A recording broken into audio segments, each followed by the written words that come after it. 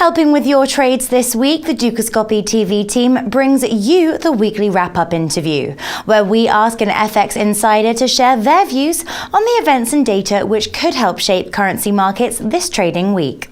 I'm Natalie MacDonald, and joining me on the phone now is Alvin Tan of Societe Generale. Alvin, what for you will be the G10 market-moving event of the week? The two main events this week would be the FOMC meeting concluding on Wednesday and the non-farm payrolls on Friday.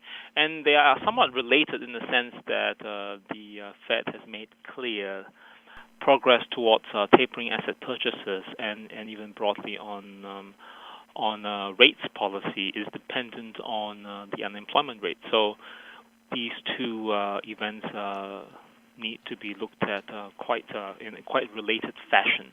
But apart from the U.S.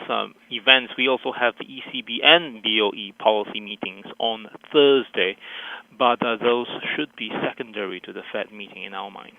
Let's start then with that all-important U.S. Federal Reserve FOMC meeting taking place on Wednesday. While all eyes will be on Ben Bernanke, many market speculators are also placing bets on who Mr. Bernanke's successor may be. Who at present is the more U.S. dollar-friendly candidate? Well, the speculation in the market over Bernanke's successor is focused on Janet Yellen, the current vice chair of the Federal Reserve Board of Governors, and Larry Summers, the former Secretary of Treasury in the Clinton administration. Janet Yellen's views are generally seen as being quite close to that of Bernanke, while Summers' views on monetary policy are less well known. Summers would therefore probably be seen as a more hawkish of the two candidates, and therefore more U.S. dollar friendly, simply because he is more of an unknown quantity in monetary policy making. President Obama is expected to name Bernanke's successor in September. Thursday sees the release of China manufacturing data, with market overreaction prevalent at present to concerns over the Chinese economy. What can we expect? Yes, the market has undoubtedly reacted to weaker Chinese economic data in recent months. Just witnessed the 2% drop in the Australian dollar over the second quarter.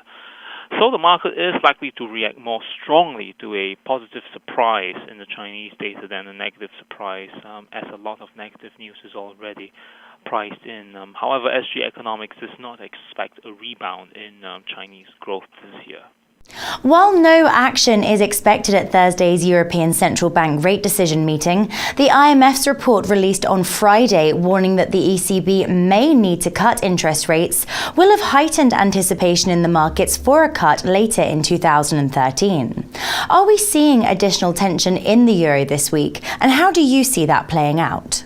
We believe President Draghi will reiterate the forward guidance statement of low rates for an extended period of time without elaborating further on the details, as the recent euro area PMIs and national business surveys have surprised to the upside. So there is no urgency for ECB action this week. While we do expect an eventual rate cut by the ECB, we only see that taking place at year end. And European tensions are also unlikely to come to a head before the German elections in September. Nonetheless, we do expect euro dollar to weaken against US into year end, and we expect the euro dollar exchange rate of 120 by the beginning of next year. Many thanks for your comments, Alvin. The Dukascopy TV team will be bringing you all the latest on these stories and more, so don't go away.